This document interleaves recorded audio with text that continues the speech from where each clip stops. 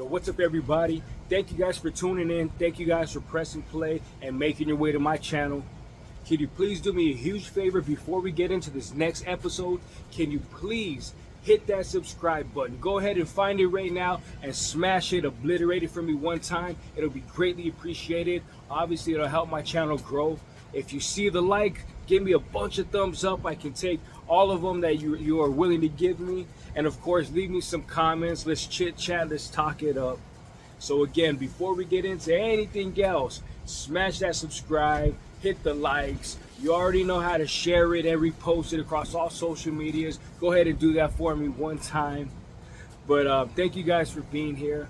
Please stay tuned, and I hope you thoroughly enjoy this next episode on In House Convos. Thank you very much. Yo, what's up, everybody? Marc, the franchise here. I'm back with my brother, APOLLO DAVAR. This is technically our second interview for In House Convos. Last time we had some technical difficulties. Major technical difficulties, all on my end and my part. So I had to beg my brother to let me run this one back, let me make it right. Yep. And by his good graces, we're right here. We pull up to his spot in his beautiful home, and we're gonna get this podcast going so you guys can get all the info you need that I want you to hear from my brother, the talented, super lyrical West Coast veteran APOLLO DAVAR. My brother, shout yourself out one time. It's APOLLO DAVAR here. You already know, right here from the 818. This is truly an in-house conversation. We in my house now, so this is my territory right here in the San Fernando Valley, Chatsworth. I just dropped a new album. It was called As We Are. It had a lot of the dope artists that I have, a lot of the homies on there, and we're gonna keep this thing moving. The last one we were talking about, a lot of different things. We're gonna touch base on those things again. Probably more things as well. So this is In-House Conversations with APOLLO, Absolutely, we did touch on a lot of good topics, which is why I was so heartbroken when I lost everything. Okay. Like I said, usually the video shoots off to the cloud or whatever. Yeah. It's just everything. Usually has like a constant backup to it. Exactly. And when everything went wrong, I was like, man, this is some bullshit.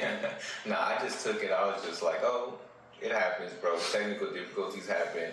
Like, even when I throw shows, a lot of difficulties happen. Like, last night, some of the artists didn't show up. We still had a good time. Still, a lot of people showed out. We were, drinking champagne, just partying on my birthday. And a lot of people were, appreciative.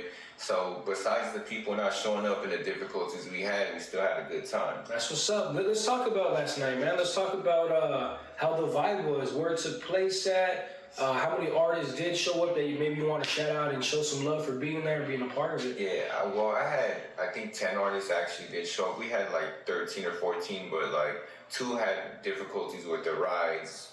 1 just never hit me up. So, besides that, the homies came through, Kearns, Smooth the Wolf, MC Remedy was there.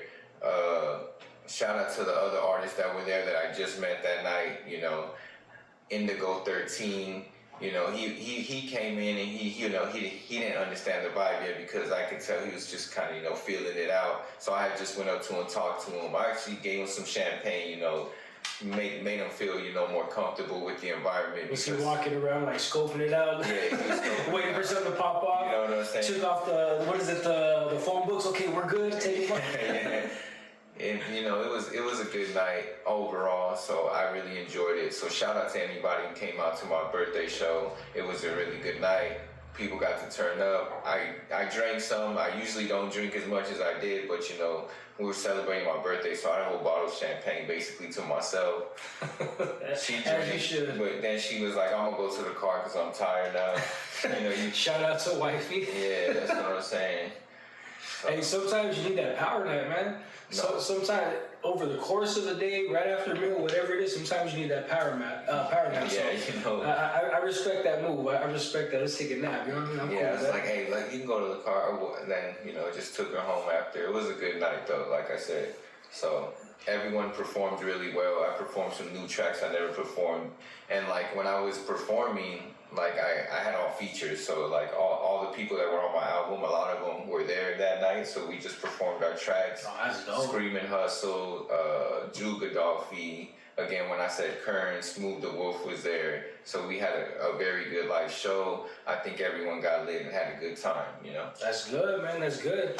Any artist surprised you that maybe who you weren't too familiar with that showed up and was like, oh damn, this dude or girl can spit, you know what I mean? Yeah, I mean, personally, I liked all the artists. So like, there wasn't one particular person that I didn't like, you know? I was vibing with them, so I'm just glad they showed up and performed a good set, you know? Yeah, absolutely, man. That's always good, man. When the vibes are right the whole time, every artist does what they need to do. Yeah. Like, it just makes the show run smooth, you know? I took out all the stresses of people not showing up. I was like, all right, forget it. I'm not going to let this ruin my night, because, like, it always happens every show where there's an artist or two that don't show up. Like, one time I had a show, 5 artists didn't show, 5, 6 artists didn't. I'm just like, oh, whatever, bro. Like, and it stresses me out, because it's like, man, now it's going to ruin the people that come. It's not going to be as packed. But all that didn't matter once you know, got down to the nitty gritty. Like, it didn't matter at the end of the day. Yeah, that's true. And then it just shows you who to kind of stay away from, how to keep navigating, you know? Yeah. It shows you people's true character. And so I know there's some artists out there who are like, oh, it might not be that packed, I'm not going to go. It's kind of like, well, you suck as it is. Like, get your stage presence up. You know, work on yourself first, you know what I mean?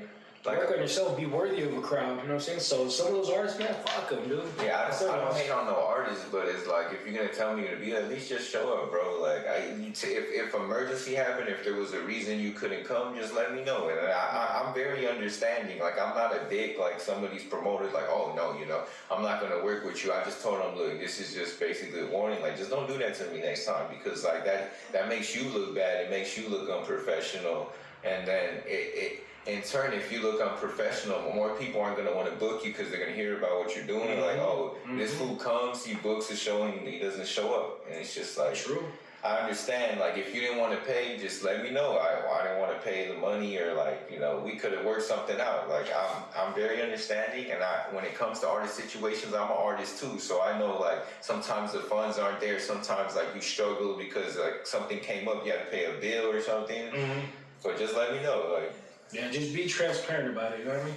Exactly. Everybody keeps things close to their chest, or artists may think they're bigger than who they are, and I'm not going to pay, I shouldn't have to pay. And it's like, you know, like we spoke about camera, some of these artists, these are free events, they can't even get their own people at free events, you know? Exactly. So it's kind of like they need to work on themselves first. Not that they can't pay, it's they just they can't prove nothing, you know what I mean? Exactly. They need a little more cooking, you know? A little more time to marinate on their own self, you know? Yeah, exactly. But shout out to you for giving opportunities. No, shout out to you for putting out like that. I always try to give opportunities. I think another thing that, you know, kind of made the show kind of rocky was the whole stuff that happened with the company that we were running. Mm-hmm. And then like how that broke off, and then like some artists that he booked probably didn't go because, you know, he was probably talking some stuff to them saying, oh, don't work with him, and dude, like, it happens. But I'm just like, it's all good. Like, they can come and talk to me. Like, I'm not gonna hold a grudge against nobody, you know. It's said and done now, so like, business is business. Just like the DJ I worked with last night is still gonna work with them. I told him it doesn't matter. Like, you're trying to make your bread too, so go make your bread. Like, I'm not gonna be like, don't work with him because he did this to him. Like, that's personal business with me and him. That's not your business. So you go make your bread. If you want to work with him, if you like what he's doing better, do what you gotta do, you know. And that shows a lot of maturity on your end too, for you to like step back, have poise, and be like, you know what, I don't need to badmouth anybody. Yeah, I was angry at first. I was at first because I was mad, but then I just sat back and realized, man, this isn't my character. I'm not gonna let somebody take me out of my character and be somebody that I'm actually not, because I'm a very loving person. I care about a lot of people, and like I just want people to succeed. Yeah, true. That, like I said, that speaks a lot about you, what your heart is. And like you said, you were mad at first, but you were able to keep yourself controlled. And it's like, you know, you're not stooping to somebody's level. You're not what they say, punching down. You know what I mean? Like, yeah, well, I only barely learned how to do that through like meditation. I also be praying a lot, but like, meditation has really helped me like to get in control of my emotions and be more aware and self-conscious of, you know, what's going on around me, and not give in to like what other people are doing. Just be focused on what I'm doing, you know. Yeah. How long have you been meditating for? I think it's been a couple years, but now I'm like, doing it more frequently, like at least a couple times a week. I want to do it practically every day because it really helps me get that what's it called, spiritual like feeling that I get, because when I meditate I get like chills all over my body. I don't know, I can't explain it. They say it's like, oh, you're opening your third eye, which is basically your pineal gland for people who don't know what that is. But like they said it was like basically spinal fluid coming up from your spine and then coming up. But I chalk it down to more of a spiritual experience. Like that's the medical terminology and stuff. But like I know what I feel, I know what it is. So it's crazy to me, you know. It's crazy to feel like that. And I didn't get into that until I started like doing more ancient history, doing more like looking at more philosophical stuff, more ancient stuff, like how they did this stuff, how they healed their body. Because like we talked off camera before, like I was dealing with like GERD and stuff. Like I'm still dealing with it. So like when I eat healthy, like I don't get it as much. I'm not regurgitating. I don't feel like the burn because I'm like doing like green juices, detox smoothies, like working out more. Healing yourself. Yeah, basically it's self-healing because like when I go to the doctor, it's like, oh, here's a pill, take this. Here's a pill, take this. And you're not curing the problem. You're masking the problem that I have. And that doesn't help because in the end you start getting more issues because you're taking pills. The pills have side effects.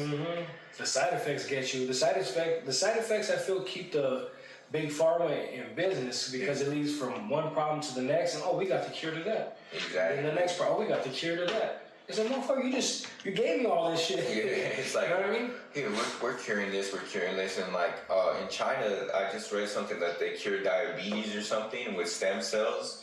And I was like, man, how you gonna make people lazy and not even care, like, oh, I'm just gonna eat whatever I want because they have the cure already. Like, just get stem cells? It's okay, they can cure it, but if you live the same lifestyle as you did before, you're just gonna get it again. Like, that's what diabetes, like, you can get it, but I've heard like there's people that have like cured it with just like not medicines, but with like, you know, herbal like plants, with fruits, with like stuff they're eating. I think on the last episode that didn't make it, I believe you talked about Dr. Sebi, and he was teaching stuff like that. Yeah, he was teaching how the food that we eat heals us. So whatever like goes into our gut is like, our brain has receptors to our gut. So like, it's all going together, like mind, body, spirit. So like basically if you have like stomach issues and you're eating bad, then you're gonna have all sorts of other problems like mental problems, Alzheimer's, dementia, and it all stems from what you're eating because, you know, now in America they have all these processed foods, like for a long time, not now, but like, you know, it's been building up. But now when you see all the ingredients, you're like, damn, bro, like, is this even food anymore? Because it's like, it's just it's affecting you more than it's helping you. So it's like, I always think it's better to buy organic, to buy like more stuff that's natural, stuff you grow yourself. If you grow it yourself as well, or know where you're getting it from, like go to the farmer's market so you can get it straight from the farmer. I was just gonna ask you, do you do farmer's markets a lot?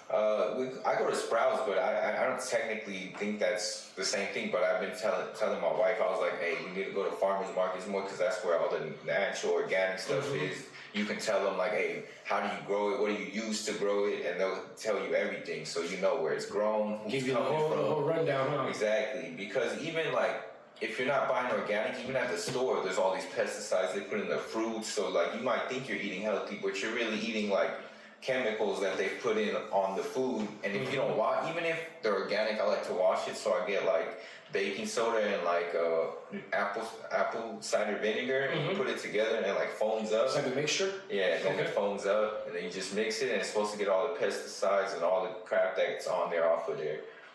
Okay. How long has this health journey been going for you now? Well, I'm like 2 months in now because I quit smoking. Like I didn't totally quit drinking. I drank last night, you know. It's a birthday. We just having a good time, but I'm not making a habit of drinking anymore. Like I really don't like to drink anymore, honestly. Like I try to, my brother gave me like, he bought me a beer the other day and I was like, I don't even know if I want this. I opened it, took a sip, and then I was like, yeah, nah, I don't. And I still ended up getting acid reflux. Just cut it to the side. Oh, it was good. I don't want to tuck it down. It was good. I promise. Yeah, no. I ended up drinking this piece, like, you didn't even touch it. I was like, I don't want it anymore. But the champagne didn't really give me that effect. I did take a Pessa, just a pill, just I usually don't like to take pills because like what I told you, but I just did it yesterday just so like it won't affect you. Yeah, If you want to have a drink, it won't affect I just wanted to have a good time with my friends and stuff. But like, even with the homies, I appreciate them 100%. But like, I haven't really been chilling with the same homies, like, or I don't chill with them as much because of, you know, they like to drink, you know, they like to smoke, and like, even being around that, I'm just like, I'm not trying to be around that right now until like. But it's good to know that I can sit there and they can smoke, they can do whatever, you know. That's them. They're still the homies regardless. I don't care what they do. It's gonna be a process on your end, you know? Exactly. But it's easy for me now. I don't give into peer pressure like I used to. Like if you're like, even last night, someone tried to pass me the joint. I was like, nah, I'm good, bro. Mm-hmm. Like I'm good. And then another person tried to pass me the blunt. I was like, nah, I'm good, bro. Like I don't need it. Man, we're so opposite right now because on 4th of July. On 4th of July, I had a barbecue. I didn't have to, but I had a barbecue for the family. I started at like 11:30 in the morning or afternoon, whatever. I don't think I stopped smoking until like, honestly, almost 11 at night. I mean, that used to be a daily thing for me. Every time I smoke. Like it was a nonstop. I mean, I don't think I got bored of it. I've been smoking for more time than I haven't been smoking. So it's like, and I'm only 32, so that really says a lot. I've been smoking over like 12, 13 years already. Still very young. And it's like, well, it's time for a new journey. I'm gonna try something different because I'm kind of tired of that lifestyle. I want like a more healthy lifestyle, more organic lifestyle, just so I can, you know, live longer. And then by the time I'm old, maybe they'll have like something where they can reverse aging. Because I was reading something yesterday where like they're trying to reverse aging, trying to help the cells. I forgot what they're trying to do, but some of our DNA is like mutated. I don't know how, I don't know why. But I saw a podcast, Billy Carson was talking about this. He was like, our DNA is mutated. And so the one that helps us live longer, because like they said in the readings, how people used to live like 500 years, 1,000 years, like, I'm like, I mean, it could be bullcrap, but it could be real, like, you don't know, like, but if they can reverse aging, I don't care, I'll live to 500, I'll gladly live to 500, 1,000 years. You want to live that long? Hell yeah, why not? I can get so much knowledge and help so many people. Like, I mean, that's true. If you're doing it for that purpose. But the problem is the rich people are going to take advantage of that. I don't mind getting old. Like, I don't mind, you know, when the grays come in. I don't care about that. I don't care about, you know, the changes in my looks a little bit, you know. I don't want to feel old. You know what I'm saying? So, like, if there's anything if there's anything that anti-aging stuff can do to where, like, I can still get up and move and when I'm like 50, 60 years old, I mean, I'm sure take care of yourself the right way and all that, but like a little assistance, I'm all for that, man. I want to be able to run with my kids until I die, you know what I mean? Yeah, I want to be able to chase them down, play tag with them, play football, like, I want to do everything. But you know, anything good has the, you know... Oh, yeah, too much is bad. Because of the rich are going to take advantage, like, they're going to have more access to it than most other people because money talks, like, if you're going to, like, they're going to charge so much to do any of those therapies to try to get you to there's this billionaire, I forgot his name, he's trying to, like, look 18 again, like taking all these. He's like, I take all these supplements, like it's a whole every day, and it was a whole cabinet of supplements. I'm like, bro, how you? That's not realistic, bro. Did he look younger or not? He still looked like he was in his 40s, bro. He thinks he looks. He thinks he looks all like shiny and plastic, or what? He's like, oh, I took the blood plasma from my son and put it in me. I'm like, that's kind of nuts. I'm like, yeah, that's nuts. I believe in that blood plasma stuff, like, you know, to help with recovery and stuff like that. But yeah, not to take it from your son so you can trying to take it to not age and stuff. That's like, crazy. Yeah, it's like, bro, I mean, that's a good way, but you know, he doesn't want to wait till they figure it out, like. Now they're like cryogenically freezing people, like right when they're pronounced dead, they like put like something in their blood so to keep it going, and then they freeze like the organs, and like people signed up for that, and it's like they want to be like awoken and their body used when like they find like the cure for death or whatever. Like, dude, imagine, you know, there's a handful of people that happens to. And then years down the road, like, it's actually possible to bring that back. But by the time that happens, like, civilization's wiped out, it's aliens and shit, and, and it's like you wake up to being like a pet to a big ass monster or something like that. You're Imagine. not a pet, you be a cyborg, you a robot. Like Just something, but because now Tesla has those robots by 2025. Like he said, the robots that he make are gonna be running his whole factories and stuff. that's crazy. And then he's gonna try to get people to get them for the homes, and they're like, oh, they're only gonna cost like $10,000-$15,000 to have one of those robots in your home, like being able to clean, being able to do whatever you need it to do. But like I was saying the last time we talked, like you can turn that and then like commit crime, have them steal stuff. Like what are you gonna do? Stop a machine, bro? You're gonna shoot it? You're gonna shoot it? What are you gonna do? That's true. It'll almost be like, unlimited potential. The way they're gonna put AI into it and all that. Like you said, with Robert Bain and already trying to shoot. It's just gonna fucking climb a building and disappear somewhere else. Exactly. Yeah. Oh man, he could just punch you. You're gonna fly across the room, like you're dead already. Like people, I guess people don't learn. That's why like some movies have truth in them, like the Terminator. Like you didn't learn, like bro, like they're trying to make a rope or something that can heal itself. Like what's it called in Terminator 2 when the guy can heal himself? Like when they're trying to make that like T-1000 or something. Yeah, they're trying to make something like that can just heal itself. I forgot. Like I don't know the whole details on it, but all the stuff that I've been looking up lately, it's just like I'm like, damn, bro. You know which one like kind of made me? Obviously, the Terminator for sure, but I was more like scared of like the whole Terminator situation because of the whole like nuclear war stuff that they always say is inevitable. But iRobot with Will Smith. iRobot and The Matrix, bro. The Matrix? Yeah. For me, like I see iRobot, I'm like, man, that's definitely gonna happen in our time. These robots are gonna come, and all of a sudden they're gonna under one system link up, and all of a sudden they're gonna run shit on us. Yeah, just shut down the system, blow it up. All the work we done. Oh well, like. Society has Let's go back to the Stone Age. Society doesn't know, history likes to repeat itself. There could have been that in ancient history. A lot of that knowledge was lost, because there's always cataclysmic events eventually. But was it you who were telling me that the pyramids are here before us and all this other stuff? Yeah, I think. Well, my theory was the pyramids are it's not my theory, but what I've heard a lot of other people say, the pyramids were here before the Egyptians. I think that they found them. They were already like that. They just remodeled them and made them better. Okay, you said they adopted it. Yeah, they got them, they upgraded them, they put granite and stuff, and just to make it look nicer. But I think it was here thousands of years, over thousands of years, but now they're saying that Atlantis is in the eye of the Sahara because they have it's like a circle within a circle, and then Plato, he was explaining how that Atlantis was it had water buildings circling, and then in the eye of the Sahara, in the Sahara Desert, there's that same form and shape, and you can tell that it was washed away because the way the ocean pulls back, it has in the sediment you could see. Right. Yeah. That's fascinating. Imagine the world where the Sahara Desert's covered in water. I mean, that's possible because you saw Pangea when all the what's it called continents were together, and then they broke apart. Getting oceans, and everything used to be together, but now it's separate. It's always moving. So in probably 100,000 years, it's just gonna be something different.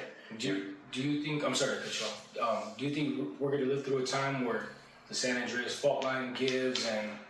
I wouldn't doubt it. It's already past due. They said it's been past due for hundreds of years already. 20 years, something like that. Yeah, and then there's gonna be earthquakes. There's always earthquakes.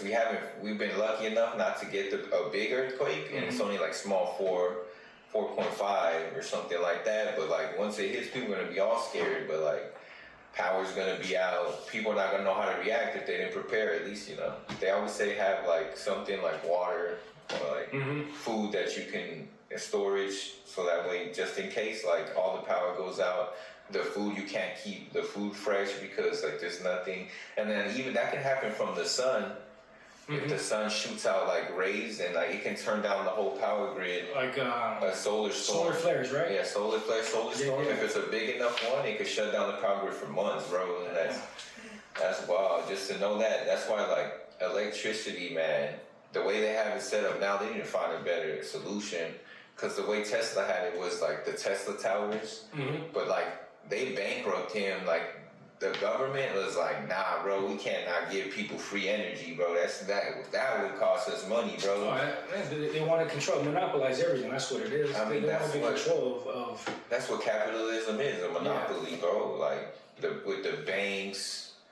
That's why some rich people have offshore accounts, so like their money can't be traced.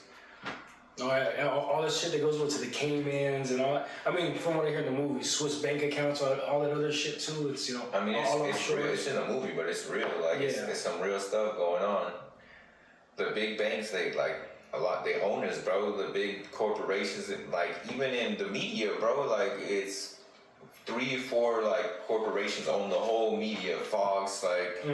CNN, they're all one in the same, trying to divide people. Do you think there's like one mega power and then it just branches in? Okay, these people control media, these people control oil, these people control. There's one mega power, but these couple people control this. These couple, they all do meet. There used to have a meeting. I forgot what meeting it was called, but when all the big superpowers get together and they talk about like what's gonna go on in the world, what they're gonna do, how they're gonna get. Like, just different world things that are going on. Like, oh, we're going to cause a war. We're going to do this. Like, damn. That's deep. That's deep. You think that happens often? I think it happens. I think that meeting would happen every couple of years, like, just so they can keep in control. Because the more you can divide us, the more you can control us. If you can't divide us and we're all together, we're not going to listen to that bull jive that you be saying. Like, what are you talking about? But too many people are against each other, so it's like right and left. It's pretty much the same thing. They just want to divide you, so that way you're not paying attention to what's going on. You guys are at each other's throats, like, oh, Donald Trump, Joe Biden, this, and then you're not even realizing that they're taking control little by little, because control doesn't happen quick. It happens gradually. You saw what happened in the Holocaust with Hitler. It happened gradually through, like, you know, they weren't just like, oh, exterminate the Jews right away. He was building up his regime. Like, I just watched the documentary the other day. I was watching it last night, too. He building up his regime. And then, like, slowly he's starting to do laws against the Jews. Like, oh, they can't go here. They can't get these jobs. And to the fact that it got to the point where people started following him so much that they hated them, that they were just, or they either hated him or were scared of him. And then, like, they... I do tweak out on meth and shit. I'd be scared of that motherfucker. Yeah, no, he was wild, bro. People on meth shit. To want to exterminate a whole type of people, like the Jews, to want to exterminate that's crazy to me. Just the same thing with slavery. Like, to have slaves that are African-American, that, you know, they're American to me, but, like, y'all gonna treat them like second-class citizens. It was only till recently in all the civil rights movement. Even now, like... There's a lot of, you know, downgrading of them, like from the high politicians, not from the people. I'm sure there's a lot of loving people out there that, like, but they don't see like that no more. But then there's that just one radical group that always screws stuff up for people. Like, well, a lot of it too was portrayed across social media, because now everybody gets their news from the phone. Yeah. Back in the day, it used to be newspaper and TV. So now whatever you see on your phone, that's what it is. You know. Yeah, exactly. So whoever's in control of all that now. They show what they want to show. They show their narrative, you know. So all the good that is being done, it's harder. It's way harder now to get the right and correct information. You gotta. Well, because negativity sells, you know. Yeah, it's negativity sells, and so does you know.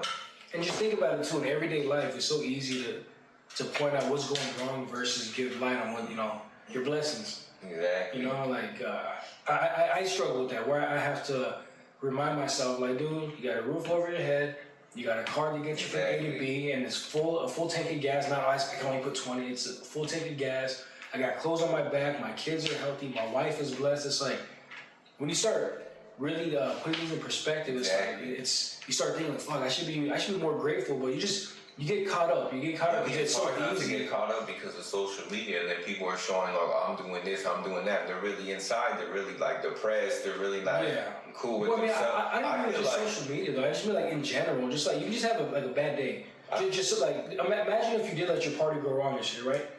But it's like, but people did show up still. You did get your songs Exactly. off. Your wife was with you the whole night. You were able to can't drink and not focus. feel it. If you focus on the negative things, only negative things are gonna come. If Hell you focus on the positive, like energy, huh? exactly, it's energy and vibration. Like we were talking about last time. We're all different energy. We're all from the same energy, the same frequency.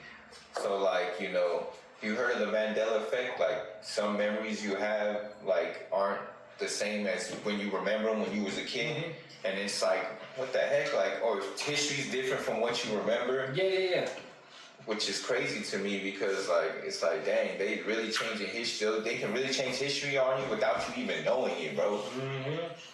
Yeah, that Mandela effect is crazy. I always talk about social media. I always see like these different social media posts come through where it says, is this how the logo looks or is this how it looks? And it's like from what you remember, it's like, oh no, they're wearing a tie, a bow tie, not a regular necktie. And they show it. This is what it is. It's like, oh shit! Like your mind kind of fills in those blank spots, you know? It's weird. Like what you think it is. That's why I'm like, the way the stuff is, like we could be living in a matrix, like simulation or in a simulation. Explain that. Explain the matrix to me. Let me see. I think like living in a simulation, like we could all. I'm not big. Like I'm not an astrophysicist. I'm not no expert on this. But like from what I hear, it's just like we could be living in a I forgot, in a matrix. But it's like who would have created it? Like there's still I still believe in God because like even if we are in the matrix, someone created it. There's a higher power that created everything. But just like we're all on 11 dimensions on top of each other, all these frequencies, like I feel like they go together and we're all one. So like when they say we're made in the image of God, we truly are because we're all one. We all come from the same frequency. We all come from the same matter. We come from like space matter, like that, when the planets were made. So that's what's in us. All the matter from the universe is inside of us. So we are technically the universe. So that just proves to me that like we were created on a bigger scale for a bigger purpose because I don't know what happens when you die, but like to me it's like you're gonna be back to what you were, like the frequency, like you're gonna be this energy. And like, do I believe in reincarnation? Maybe, like maybe you do come back to this earth, or maybe if you are enlightened enough, you can choose to just be like a spirit and stuff.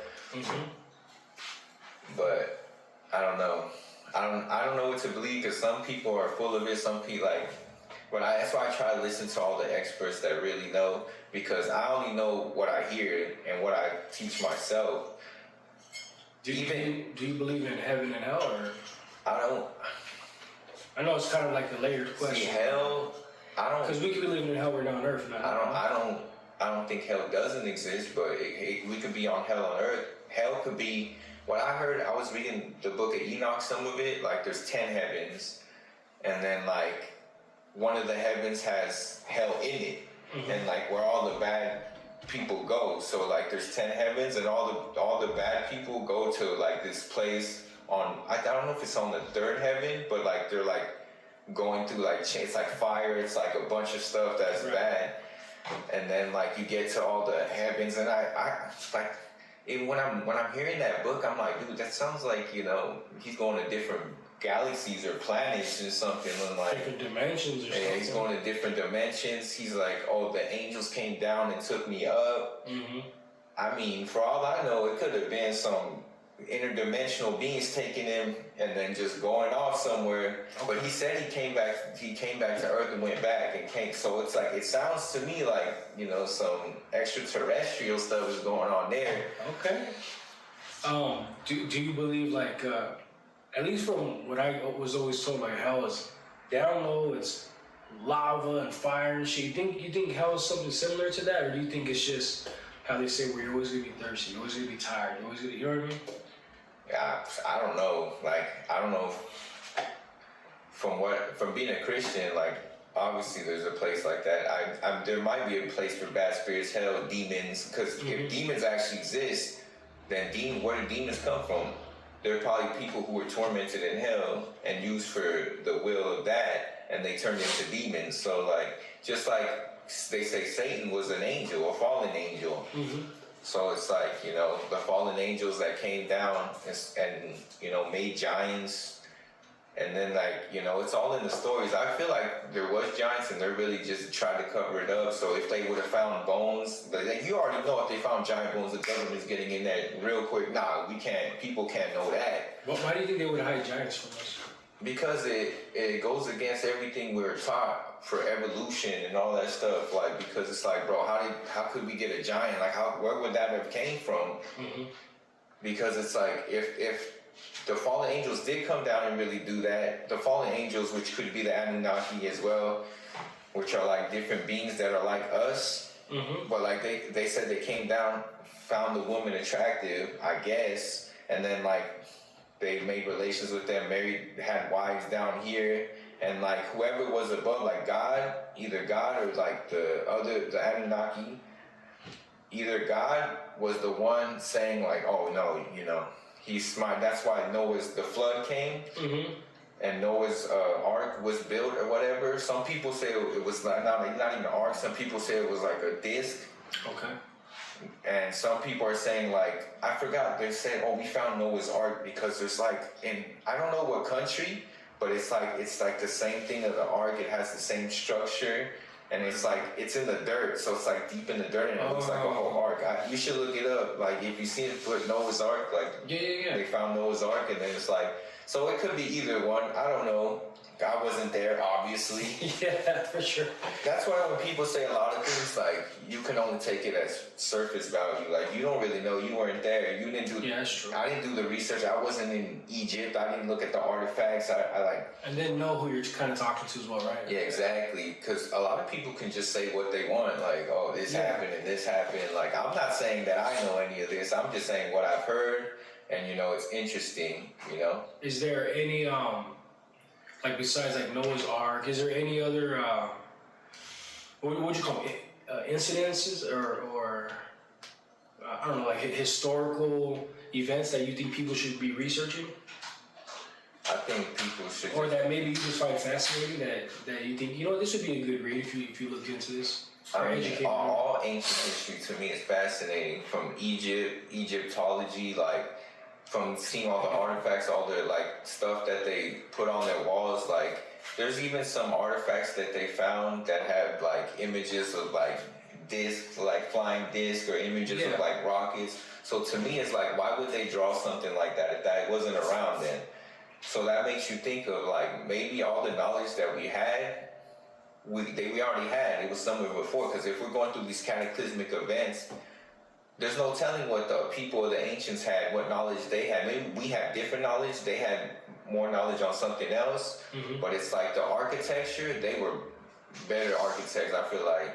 We have just better materials, but the materials now we use now, besides steel, are like cheap. Like when they build like apartments, like houses, like they use cheaper material because it's more cost effective. Back then they were using like, they were making granite, putting in stones, that's why the palaces, like back then, they were probably all like looking good. That's why a lot of structures from back then are still standing. Exactly. That's tens of thousands of years ago. Yeah, for sure. But like the wear and tear, and then like, you don't know what happened. There could have been a flood, which there is evidence of a flood. That's why people should really research like what happened with Noah's Ark and all that, because I feel like there is research of a flood, bones like that are supposed to be on one side of the earth, on all the way somewhere where they weren't supposed to be, like. And then you got like I think they, in the desert, sometimes they'll find like bones from like whales, or like which is crazy to me, because it's like, oh, this is in the desert where nothing grows. So even what's going on with our planet right now, where the magnetic field is kind of like rocking and it's like shifting, like at one point the magnetic field of Earth, because scientists have said this, is going to flip all the way around. And you're going to have the north and south poles are going to be completely flipped. So like, what's in Antarctica? Gradual, or is it just going to be like? It's just gradual. It's not going to. Oh, I'm about to say, fuck, man. Because if it did it like that, then you're going to have a lot of like floods, and But that's what I'm saying. Like, fucking awesome right hit the boom, boom, like. That's why I believe in the flip, because like if it flips, then a lot of climate's gonna change. That's why when they say climate change, like yeah, sure, we're affecting climate, but at the same time, the Earth has always been a changing climate. I always thought that when they brought up like climate change, I was like, it's always been that Ice Age to the I believe we polluted it a lot, but it's like wasn't it amazing? I don't mean to cut you off again. I'm sorry, but wasn't it amazing when COVID did happen and everybody was inside? There's no pollution, and then you just start seeing visuals from everywhere that's usually polluted, and it's blue skies. The ocean is clean again. Like it was so beautiful. And I think even like in Italy, where like what's that city? Where is it? Is it not? Is it Venice? Where the city's basically in the water. In the water. Yeah, get everywhere by boat.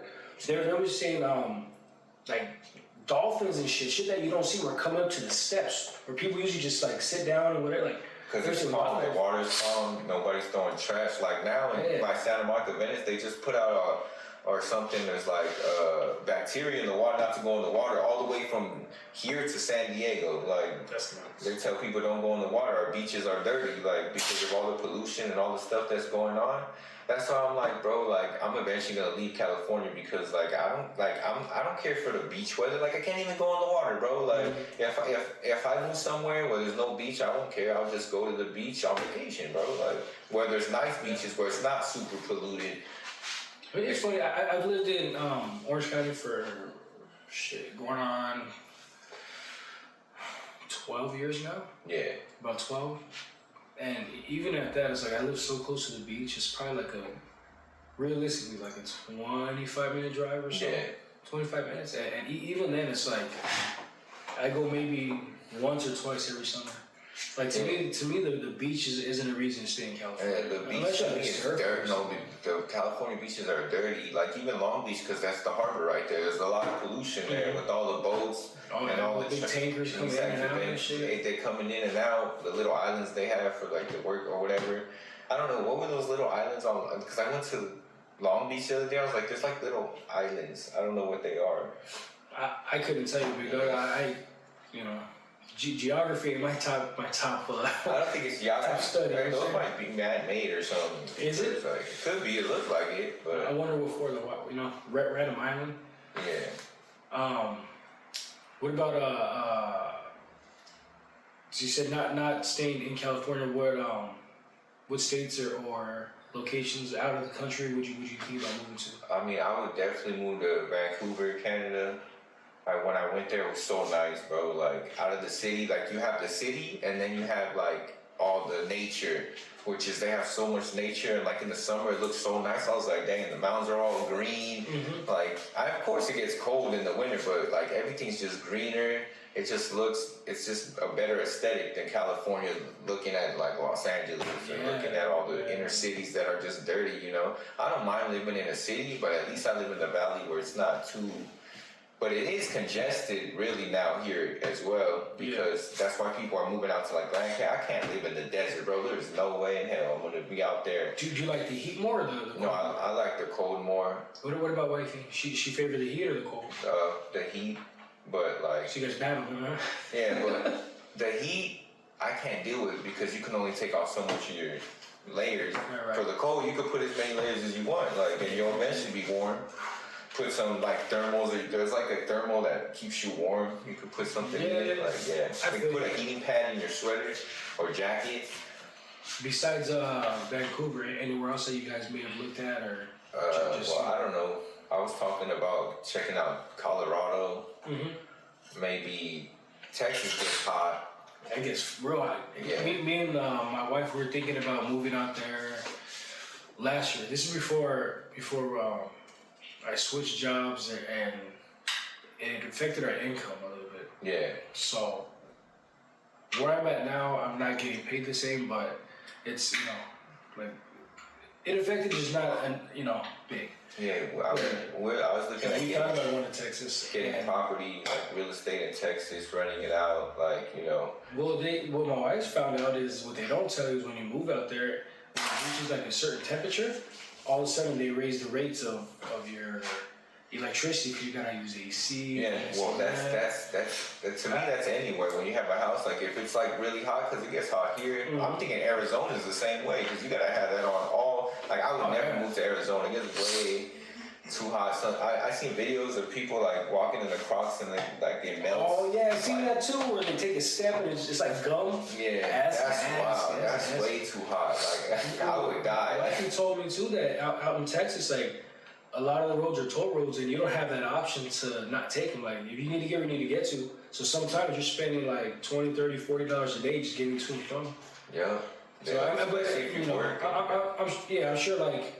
Because there's no taxes out there, so everything kind of balances. But still, it's like there's things that she kept researching and finding out. Because when it comes to research, my wife is like in it, honest. Whatever you need, she will sit there and figure it out, and get you an answer.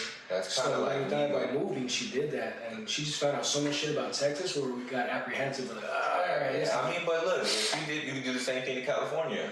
Well, like even living here, it's like okay, well the taxes are still always going up. We're in a blue state where like they believe in paying a lot of taxes. When they use the taxes and they allocate the funds, they don't even use it on what they end up building stuff like what we need a bullet train. What the heck we need that for, bro? We don't need that. Like that's what about that controversy? They spent so much money that they gave for who I forget who it was, but to like help with the homelessness situation.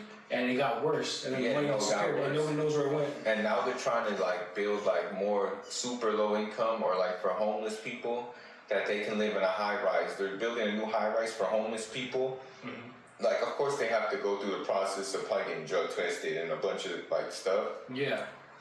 I mean that could help, but you have to make sure that they're going through the whole process, that they get drug tested, that they're getting mental treatment.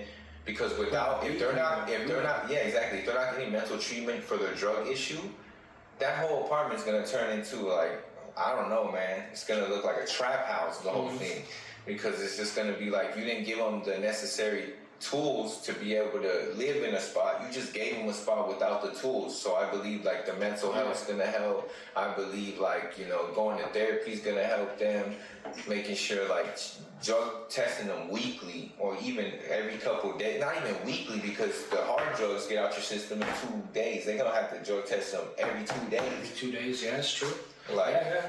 That's true. If you're not drug testing them every 2 days, especially because there's a lot of homeless kids out there too. Exactly. So to make sure they're safe, at all times, and they're not in a drug-infested hostile environment. But let's be real. We know this the way stuff is. That is not gonna happen. They'll drug test them, but like every couple weeks or so, or like they're not, because they're not gonna put all those funds. They'll give them the building, all nice stuff, the luxury stuff, but how are they gonna keep it luxury without the necessary tools they need to be able to live a life that's good for society? Yeah, like you can live a life that's not. That's why some of these homeless people, they don't even want a home, because it's like, oh well, I don't gotta pay rent.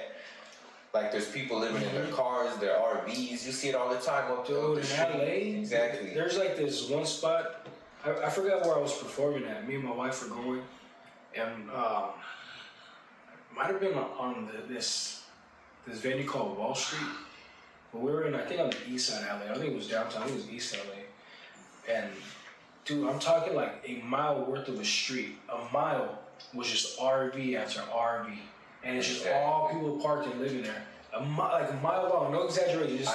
It's crazy. It's crazy. I used to want to stay here because of like the music industry and stuff. Like, but you can be anywhere now. Like, we have social media. You don't need to. You don't even need to be in LA no more. You could be in any other state, making content. And like, there's people that make money off their content and music and don't even have to perform. Like literally, they don't have to perform. They can just make the content, and like they're making more money off that than doing shows. Like, which is crazy to me. Because it's a new era, it's a whole new thing now. It's not just selling CDs or like, going getting a record deal, because now even the record deals, like people don't want that, because you end up owing after you're in the deal. You need money for the studio time, you need to pay the manager, you need to pay the promoters, you need to pay like, I don't know, man. It's just and then there's all these hidden fees that you pay, and then the artists end up owing money. Mm-hmm. It's like, oh, you get $1 million at the end of the deal, huh? Or like you get $1 million deal. And you only end up getting like $25,000. from the $1 million deal. Or you get, taxes. or if you don't know how to spend it and you're overspending, it's eventually going to come back to you if you don't have a financial advisor. So if I got a record deal, I know as soon as you give me the money, I'm investing it straight away. I'm investing whatever I have left over right away. So that way, like, I'm not going to end up owing. I'm going to start building up my own stuff. And then when I get out, like, that's why you got to watch. If you're going to do a deal, watch the contracts. Because sometimes when you're trying to build your own, we own this because we own you, technically. Yeah. So whatever your business and you're doing, we're going to take some of that too. So that's why, like, I don't believe in getting into those shady deals and shady contracts that they always be offering artists. If you moved away, let's say you went to Vancouver, and let's say there wasn't that much of a scene up there, and like the opportunities to perform, they're few and far between. Would you be okay sacrificing that? I'll make my own opportunities. I'll find performers. I'll get the venues myself. Like, I can make opportunities anywhere. It's just who you talk to. I'll just go to like different bars, different venues. Hey, look, I used to do this over here. I can help you. We can do an event, maybe do something. But like, I can make my own opportunities. But like at the same time, I know people, so I can still go to different states to perform. I still know some big artists. Like I can get on tour still because I know this artist Marc Battles. Like he's really helped me. Like that's. What sucks, I was supposed to go to Europe next week on tour with him. I had paid the extra money, and then what happened was my job was like, oh, you can't take it off because it's a week away. And then not even that. They're like, oh, you find somebody to cover. So I found, we're not going to give somebody overtime. I was like, all right. I hit the on-call people up. They're like, oh, you can't talk to on-call. Only like the supervisors can hit up on-call people. You can't call them to cover for you. I'm like, what do you want me to do? He's like, what if you get COVID? Exactly. But like, they would need proof. I'm not gonna false like the test and just write the line there. Like, no, I can get you the test. My mom works in the doctor's office. See with that. Seriously. I mean, we can edit this out too. Come on, but like seriously, like if you need a fake COVID test, it's already too late. But like, I'm still gonna go on the summer tour, which is gonna be in August. It's gonna be a little longer. So let's talk about your tour, man. I remember last time we were talking about it got pushed back a couple weeks because the Europe tour. So I was gonna choose Europe over it.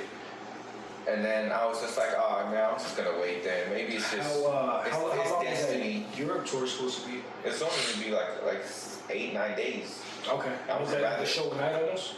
Yeah, it was a show every night. Okay. I would have rather done that because like performing in another country, but maybe it's just like, oh, let me do a statewide tour before I go to another country. What part of Europe? Like the UK, or it's like Bristol. I don't remember England. I know one was in Denmark or something. But it was like in that area. I think one was in Berlin. I'm not sure, so I'd have to look at the flyer. But it's okay. You feel like it worked out how it's supposed to right now? Yeah, it's gonna work out how it's supposed to. Everything with time. So the remaining tour, what do you got going on with that?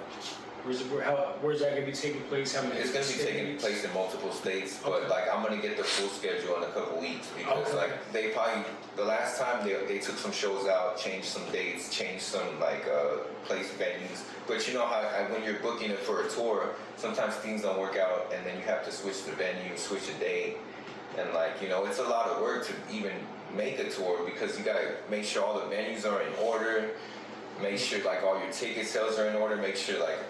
Dang, that's a lot of work. That's why you gotta have a big team for that. Yeah.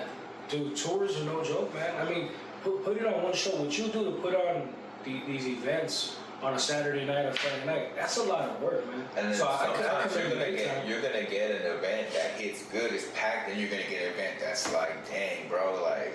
I could do this at my house. It's like, yeah, I could have done this at my house. You kind of feel like, but you gotta remember, it's a marathon. It's not a sprint, bro. Yeah, man, you gotta go through that, especially as an artist or a promoter or whatever, because you keep grinding. Eventually, you're gonna get to where you want to be, and then you're gonna look back at all these times, and these are all memories. You gotta like be grateful to even be able to experience. And it's all part of the journey.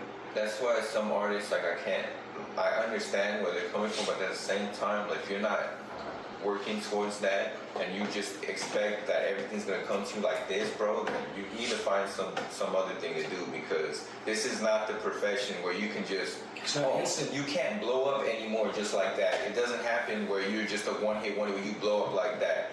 Like, you need to make content, you need to, you know, grind through the shows. Sometimes you're gonna pay, sometimes you're gonna sell tickets, sometimes you're gonna spend more than you make, and that just comes with the territory. I was just happy to make a little bit of money, but like, at least I didn't lose money. I always look at that and I'm like, bro, it could have been worse. I could have lost money, and it was my birthday basically, so I didn't want to spend anything out of pocket. Yeah. That's like the what's it called? Like almost like the blueprint or the formula to, like, as an artist, you start off practicing, you suck and you're horrible. When you get on these shows, like, nobody's looking at you, so you gotta pay to get on. Exactly. And then you gotta put in that work, and you gotta keep showing up. You gotta build a fan base. You gotta build rapport with promoters and other artists, because eventually, over time, you'll start getting invites and offers and private Exactly. It's like, it's called word of mouth. Like, when people hear about you, this fool's sick. Like, I know him. Like, I heard he was here. He was here. Imagine if one of your artists who didn't make it was like, hey, I can't make it, but I got another person to fill in for me. It's like, if you work on yourself good enough, somebody else can, like, vouch for you, and it's like, exactly. You know what I'm saying? Word of mouth for sure. One of the artists I had messaged him yesterday. I was like, hey, bro, if you're not gonna show up, that's very unprofessional. Like, you need to let me know if you're not gonna show up Ahead of time. And he was like, oh yeah, I understand. And like, you give me like, it won't happen again. I was like, all right, because I don't usually cut people off right away. I give them the benefit of the doubt. Okay, maybe something came up. Maybe like you had an emergency. Yeah, like you said, you're an artist. You know. I'm gonna give you the benefit of the doubt. But if you do it to me twice, you're done. Like, I'm not gonna work with you, because you're just. If you've done it to me once, you've done it twice, you're gonna do it again. Like, for sure, you're gonna do it again. And if like you don't like my structure and the way like I throw shows, then go ahead, throw your own shows. You know, you know how much a lot of these artists they're gonna see how much work it actually is. Like, it's not just all sunshine and rainbows. Like, oh yeah, like I'm gonna help, or you might end up losing a lot of money. You might lose $500, and you're just like, dang, bro, like you're gonna lose before you gain. So in any business, you usually lose before you gain anything. It usually takes like a couple years till you really start gaining. And even when you're gaining, when you're first starting, you're still not making a lot. That's why you have to invest in other things. That's why I'm trying to move to real estate. I'm trying to do like these shows. Like, I might cut back, but I did join my other friend, like Hamilton James. He has a thing called Valley on the Way. So we're gonna start throwing shows under that. So I'm just gonna join him. I don't care to start my own promotion company again. I'm just gonna work with somebody like that already, you know. He already has his stuff, and he already knows that I'm good at throwing shows. That I put in the work ethic. I have the effort all the time. So like, he sees that and he's like, all right, let's work together. Let's build something. Like, you know, I'll probably come out with merch now, that Valley on the Way merch, because that sounds good. Because I'm originally from the Valley, so like it was Cali Avenue, but Cali Avenue can only go. I mean, sounds like just California, but Valley on the Wave, like we're on a wave, so we can take over. So basically, I really like the name better. I mean, that shit go everywhere, big dog. Exactly, because he wants to like figure out how we can get venues in different states and find artists in different states and throw shows. Because now with Threads, bro, I put on Threads like, oh, in Los Angeles, or if you put another state, you'll get people from that state looking at it like, oh look, I had somebody from Canada trying to perform, and I was like, it's in LA, and I was like, oh, she's like, I can't make it. I was like, Threads is like Twitter now, right? Yeah, Threads is like, but it's from Instagram. Instagram owns Threads, so it came out to compete with X. But like they're doing pretty good. Like X is doing good, and X was doing good when Elon Musk took it over. It's doing a lot better, a lot more free speech, a lot more stuff that like you can say without like worrying about him taking it down. Yeah. But I like the fact checks on people's stuff when they're talking bull crap, and they're like he'll post it, boom. He did it to a politician. I was like, I laughed. I was like, wow. Elon's a savage, man. Like, Elon's a savage. And I don't care anybody says, I like that Cybertruck. I like the way that shit looks. I don't care anybody says. To me, toaster, you know what I'm saying? To me, it just looks dope. I don't know. I've always liked it. I even had a dream that I was driving one. That's how much I like it. My wife thought I was crazy. There's some defects on it that can be worked out, but like once he works out another version, like I'm sure he'll make a more slick one. That's not bulky. He'll make a slick one that looks super like. It looks like a tank for the future coming exactly. at you. Did you see there's a post? I don't know how real it is, but I thought it was real. At least what I seen. That somebody's life up north got saved. They got shot up, but they were inside the cyber trucks. They lived. Exactly. So somebody shot out. Hey Elon, hey Elon, you saved the city. I thought that was cool, dude. Not that I plan on getting shot at or anything like that. I don't ever put myself in any situation like that. I'm cool with everybody. I have no enemies. I have no ill will towards anybody. Like for me, it's always more love, more peace. I'm cool with everybody. But like just the fact that's now capable to We're living in a crazy time, man. All the changes in technology, like we were talking about AI, and then a lot of scientists figuring out like the God particle, how the universe was made, particles smashing together. Yeah. At CERN, they made the Hadron Collider. Mm-hmm. I didn't even say it right, probably, but like it's like it sounded good to me though. There's like energy that it's like a big, like I think it's like 17 miles. Like a circle, and it makes energy go super fast at the speed of light, and then hit each other. Oh wow! Because how they're trying to replicate when the Big Bang happened and how the universe was made, figuring out like what goes on when particles hit. Like and they found a particle, they call it the God particle, that like is in everything basically. And you know what's crazy? Like they found this matter is called. They just learning about dark matter. Like it's like energy that can't be. I don't know, like you can't see it, like you don't know how it's, because that's how the universe is expanding. The universe is just expanding. Mm-hmm. I was watching something like how the universe will end, and I'm like, bro, y'all really don't know that. Like y'all can say like, oh, all these stars are gonna die, but how was the Big Bang? How did it happen where the universe was made? If the universe keeps expanding and then dies, of course, like something's gonna happen again. Another universe is gonna be made. That's why I believe in multiple universe theory. Like where there's multiple universes and all in one. We could be in this little cell, this little atom, and there could be a bunch. Like you don't know that. Like that's why I think life is just crazy. And then like you just gotta enjoy what you're doing, because like you don't know what's gonna happen at the end. You don't know what's gonna happen when you die or whatever. So like just enjoy your life, and then like whatever happens then, man. Do you find yourself like living in the moment more? Like the more you read about all this stuff, do you find yourself like how you said, things can change instantly. The universe, you never know, could just explode one day, just whatever. Do you find yourself now like just trying to be more present and more thoughtful of everything going on? And that's why I've been doing a lot of meditation. I meditate and pray, which some people will say, oh, that's not good, because some Christians will be like, oh, you're not supposed to meditate. You're supposed to meditate on the Word of God. You're supposed to pray. I do both, bro. Like, I believe, like... Wait, so when you meditate, like, I've seen people do it with, they have, like, meditation music in the background. Yeah, I have frequency music. It's like a frequency that plays. So, I mean, is there a wrong or right way to meditate, or it's kind of how you feel about it? I mean, I feel like it's a feeling. Like, I don't think there's a wrong or right way. Some people, like, prayer does the same thing for me. I'll get chills all over my body. So I feel like it comes from the same energy. Like, it's all the same energy. When I meditate, I get the same feeling as when I pray. So it's like, to me, it goes hand in hand together. Yeah. And that's why, like, I'm not against reading. Like, I read the Bible too, but I read other books, other books that they tell you not to read, Gnostic texts. I read, I haven't read the Quran. I would read it. I don't care. Like, knowledge is knowledge. Whatever I gain knowledge, I want to see the difference and see how they can intertwine together. Yeah. Because remember, when I say we're all in the same frequency, we're all human here. So basically, we all have we have different thought processes, of course, but we come from the same frequency. And when they pray, they're probably feeling the chills too. They feel like it. So I feel like those chills are a frequency you're feeling, and I feel like it's a higher level of consciousness. So like, I think everyone should be able to learn as much as they can, as much knowledge as they can, because if you get knowledge and you apply it, no one can control you. That's deep, man. That's deep. That's smart too. That's a great way to think like that. Because you can have so much knowledge, but if you don't apply it, what's the point of having the knowledge if you don't teach other people? Right? Exactly. Waste the potential. That's heartbreaking. Exactly. Yeah, man. That's a real good way to speak.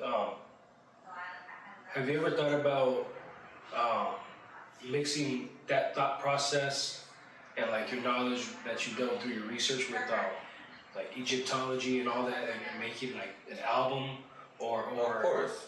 like a conspiracy theory type of that's gonna be in the works. I'll probably do it next year.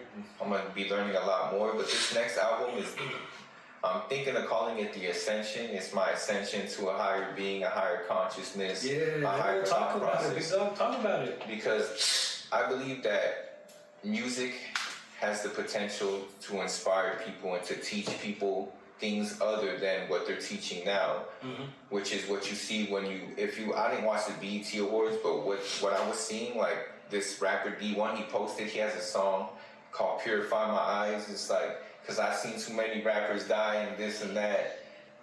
And then like, it's crazy what they promote at these award shows, shaking their ass and all that. And you know, and they're not promoting like being one with yourself, being more spiritual, whether that's through God, whether that's through the knowledge, whether that's through meditation. There's a better way. I've always thought there's a better way to promote, you know, music than talk about, oh, I'm doing drugs, I'm drinking, I'm a shooter, like, oh, I popped him, I killed him. People be what's it called, dry snitching in their own lyrics, bro. Like, oh, I killed him, and then, like, bro, and then you end up in jail because you said you just snitched on yourself.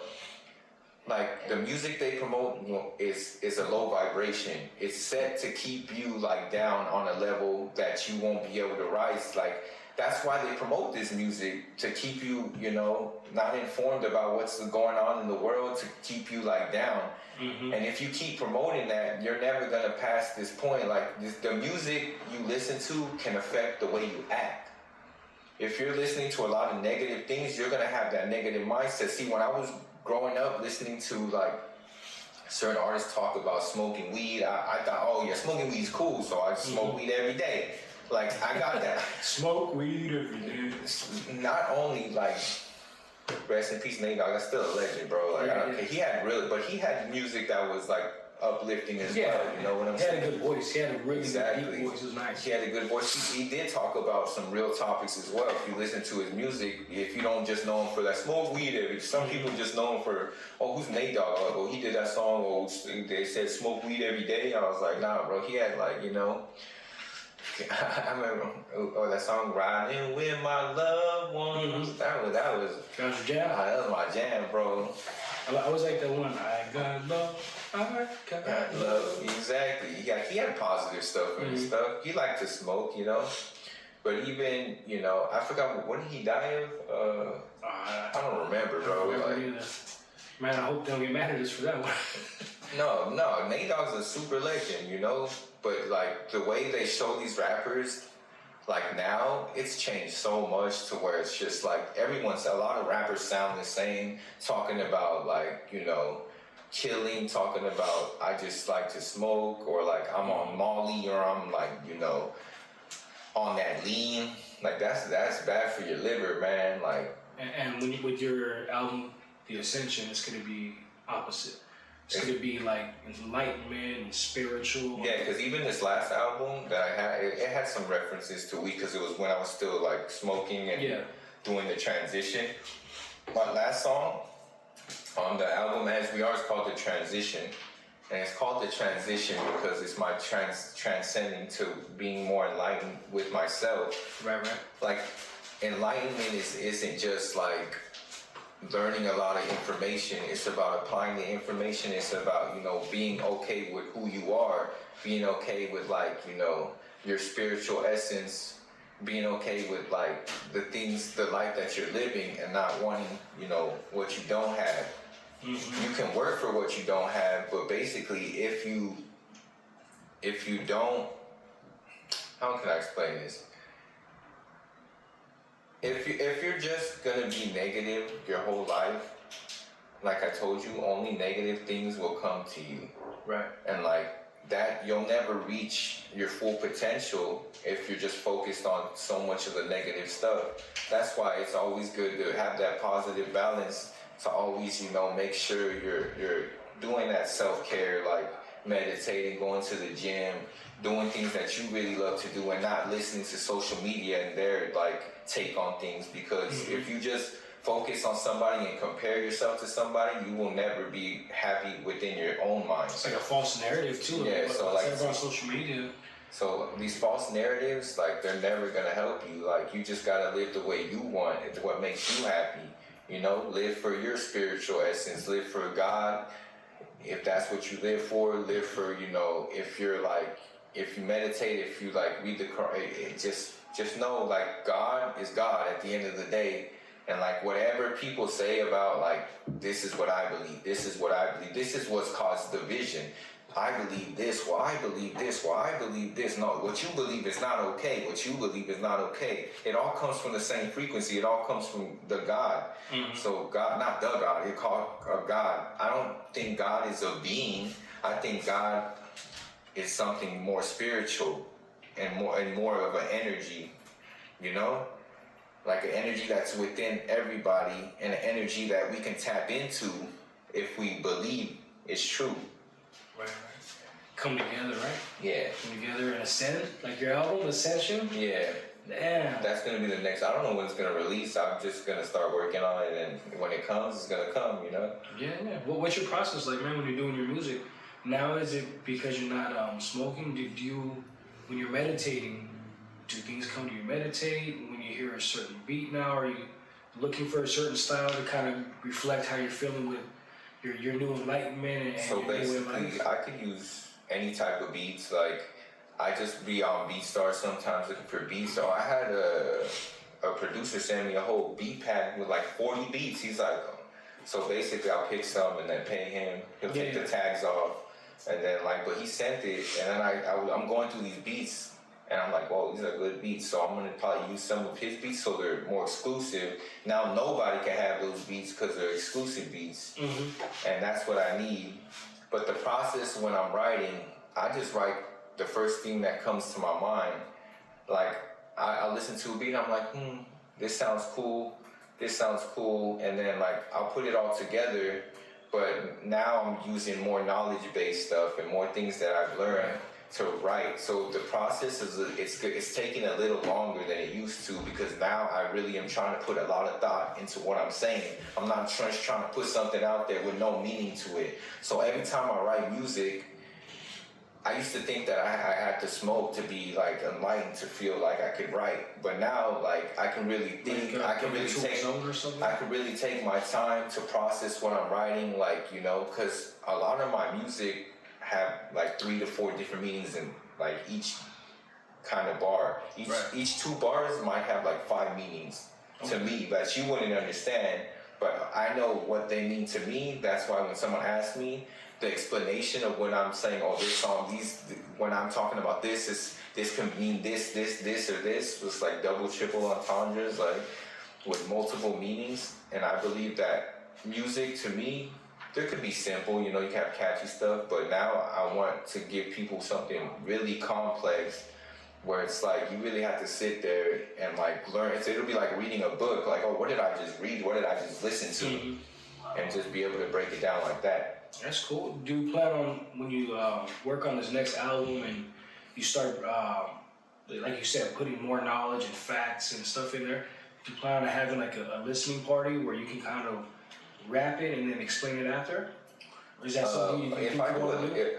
I want to do a listening party where I'm not even performing. Like, you're just listening to the music, and then it would be cool. We talk about it. Everyone's sitting in chairs, like, okay, so explain some theology real quick. Dude, like you're in a class, like classes in session real quick. I always thought it'd be dope to do it like almost like an acoustic style. Like, you know, like when the rock stars do their acoustic sets, they're just sitting with 1 or 2 people playing, they sing. Yeah. I think it'd be dope for you to perform something like that. Get a band and like just... If not a band, but like you can just, you know, play your track and just rap over it. But like in a more calm setting where you don't have to perform it, you get to just sit there and just like really speak it and let people feel it. Yeah, and then after explain. Tell them, like, yeah, like, look, this was a meaning behind this and this and that. And then if anybody asks a question, you know, what do you think about it? Or, you know what I mean? I think that'd be dope, especially for the route that you want to go. Exactly. To really let people in, because you have some really good knowledge.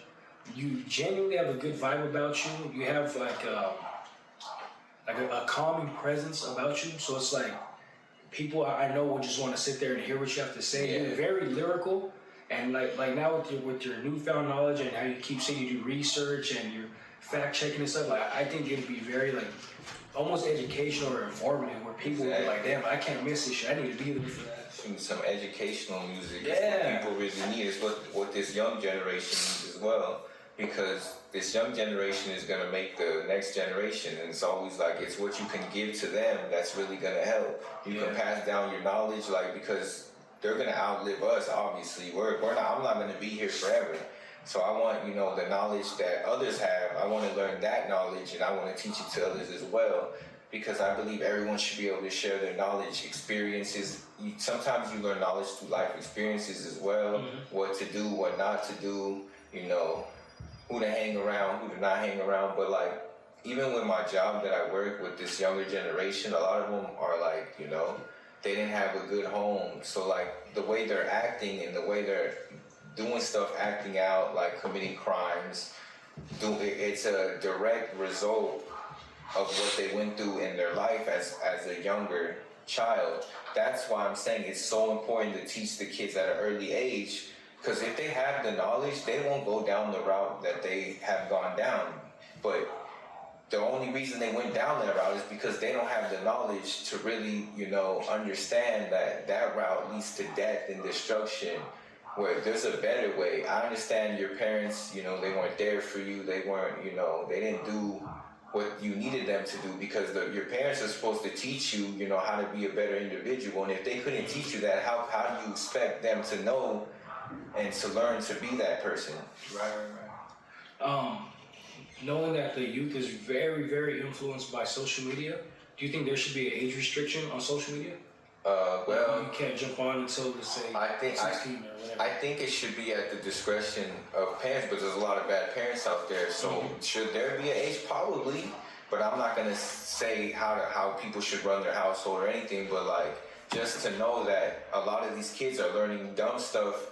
Oh, look, I saw this on, you know, YouTube, or I saw this on, you know, this. You should just make sure to limit what your kid watches and make sure you know what they're watching. And be like, hey, the reason this isn't good is because of this. It could lead to this and stuff.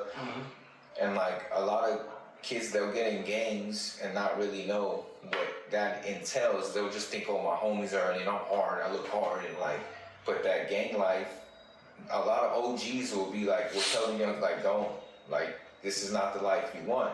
Yeah. Because I lived through it. I know what you have to go through. Like, with you can get shot any day just because an op saw you, and it's like, oh no, like I don't like him, like I don't even know you, but I'm gonna kill you because you're in a rival gang. Or like, you know, you'll go to jail. It's either jail, death, drugs. Like, Yeah. It's like, it's almost like a certainty, right? There's just 3 avenues. You know, it's rare that somebody makes it out or gets saved or something. yeah. I mean, you can get saved, but then you're out of that life. That life only leads to, honestly, death. And like, you know, I don't diss any gangs out there because I'm not in a gang or nothing, but like, you know, they know what it is. Some of the kids are like, I know what I signed up for. Like, you really don't, bro. You really don't know what you signed up for. You say that just because it sounds good. Yeah. And the gang life, I never got into that either. I never, like I said, I've never put myself in situations like that. Like I said earlier, I don't have ill will towards anybody. I don't beef with people. I talk shit in music because to me it's a competition in sports. And if you're doing this, you should feel like you're the best and you should be able to talk your shit. But, you know, respectfully, you know, like I said, I don't diss people. I don't diss gangs. I don't, you know, because sometimes when people, you know, rap about what they rap about, that's all they know.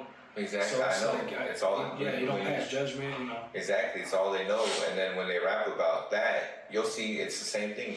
It can lead to death. A lot of these rappers got killed. Even like, you know, Nipsey wasn't really, you know, dabbling in it anymore. Like, he was just who he was, like how he grew up. Yeah, and then he had a hater, and then he had an argument with some hater, and then like, he even ended up dead in his own city, which was which is the most messed up thing. Like, bro, that shit broke my heart. Even when you do so much for your own city, they can still turn their back on you. It's not even the city. It's one person. It takes one person. One like fucked up.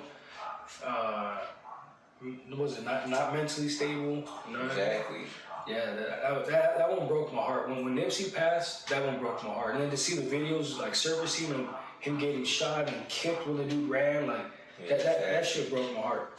When I really started developing my voice and like my style, I guess, like Nipsey was very, very influential, super influential. And they influence a lot of these rappers now. Yeah, and like, but I love him because of his wisdom. And I used to watch he had wisdom. That's what I'm saying. Like he was more enlightened in himself. Yeah. After a while, you know, he was human. He still had his bursts when he slapped people. Yeah, I mean, of course, with their disrespect him, he felt like, you know, but like at the same time, like he was really enlightened. He was really knowledgeable. He was helping that whole block, and you know, on that whole block after that, they all shut down. Like it wasn't. They were just relying. Yeah, it wasn't just relying on him. But after that, a lot of stuff like it probably went downhill. It's like, damn, our hero, like he's gone. Like, and for real, dude. I want to get a Nipsey Hussle tattoo. I want to get a tattoo with Kobe Bryant's Mamba logo. Yeah. But hollowed out, and then with the Nipsey Hussle checker flags to fill it in. That would be dope. Because, you know, growing up, some of my greatest memories of my family, my friends, all that was Lakers and Kobe Bryant. Kobe, I grew up with Kobe, like with you know, watching Kobe growing up, winning the 3 titles. Yeah, hell yeah. The 3-peat, I remember because like we were in San Fernando driving because we were gonna get food after. They had one we were going to Carl's Jr. or whatever with my dad, and then everybody was like on the streets honking, going crazy. Everybody was hyped. It was the 3rd championship they won, and everyone was going crazy, bro. It was the best of times, man. But like, and then to hear Kobe pass, that broke my heart. that broke every. Like, I think I even cried a little on that one. I was like, man. Possibly, man. I mean, there's a lot of celebrities, you know, God rest their souls, that come and go, and it's kind of like you just get so numb to everybody passing after a while. Exactly. Where it's kind of like, you know, I mean, you feel for them. Yeah, it sucks. You know, it sucks for the family, for the kids, and all that. There's only been like few and far between where it hit me hard. Yeah. And one of them was Kobe, and one of them was Nipsey. Those 2 for sure. I was like, fuck, like my soul. Like, I wasn't good for like the rest of the day when I found out all that. I still remember I was sitting on the couch with my family when Nipsey passed, and also all these alerts started going off on my phone. I was like, oh, this can't be true. Yeah, I saw it on the first thing I saw was on Instagram. I was like, nah, this is not. It was fine for his life, and then he passed. So I was like, damn. And then like, who texted me in the morning that Kobe passed was my brother. You know, Kobe died. I was like, is this April? This is not April Fool's. It's not no joke. And I looked it up. I thought it was a joke. I was like, nah.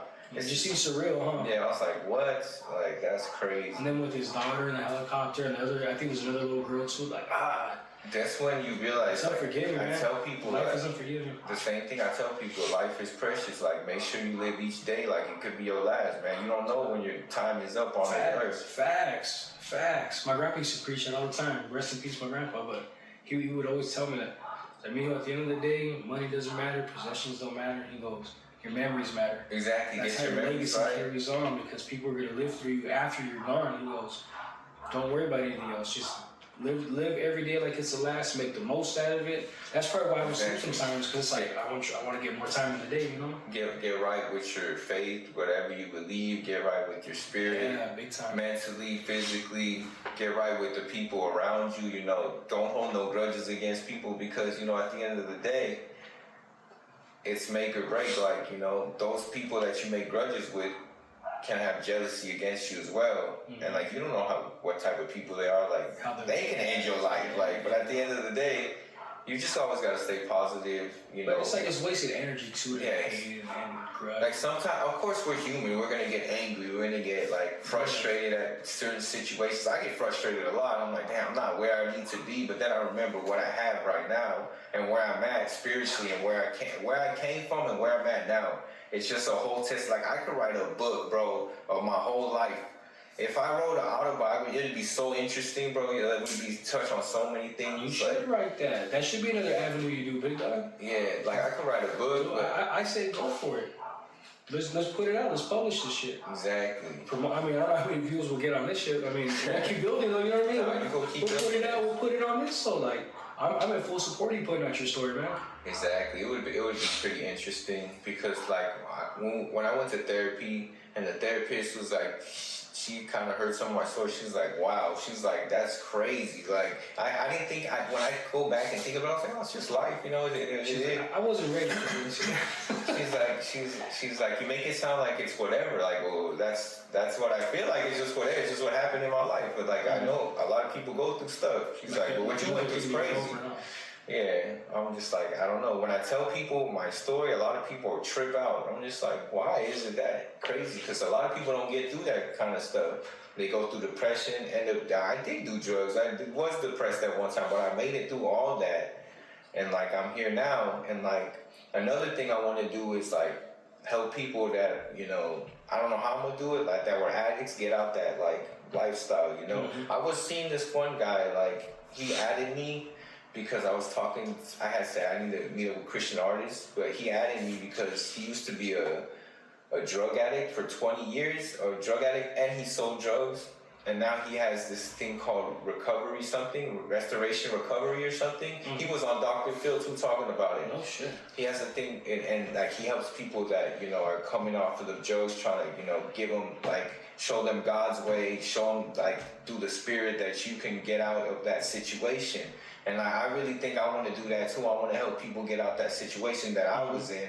That's why helping these teens is good, but I wish, like, my job didn't have so much politics. And the politics ruins the whole thing for the kids as well. Because when you have employees that don't like each other, when you have from people at the top that don't like each other, and like they talk, a lot of people talk this and talk. It's just, the kids hear that. They're not dumb. Like, you know, you can't argue and then, you know, end up having the kids see that and they're like, oh, this staff doesn't like this staff, so I can ask this staff this, and I can tell this staff. Start playing you guys against each other? Yeah, it's crazy, but like, because of the HIPAA real rules and regulations, I can't talk too much about what goes on at my job. Like, you know, of course I can't say names, I can't do none of that because I get fired right away. But like, other than that, but the things that I see at the job, like, are really, to me, detrimental to the kids' growth. And like, that's why, like, you know, I might leave soon because I'm trying to find a company that, even find a company or start doing stuff myself at this rate, because I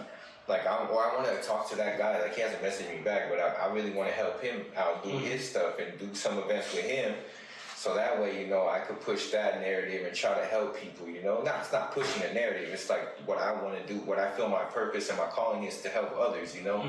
I wasn't meant to be a pastor, but through music, I'm technically a pastor, like teaching people, you know, how to be one with themselves, how to be, you know, knowledgeable and want to do the things that they want to do and like not listen to the outside stuff and just be, you know, on a higher plane of existence. Okay.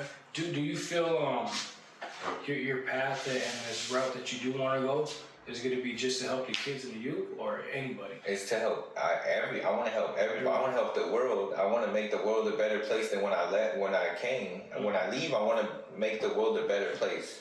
You know what I'm saying?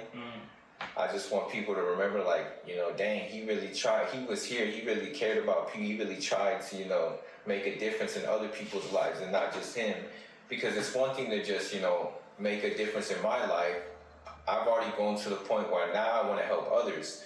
Because once you get to that point, it's like, you know, I've helped a lot of myself. Of course, I'm going to continue to go and be better. But now with all the knowledge that I've obtained, I want to give that to somebody else. Right.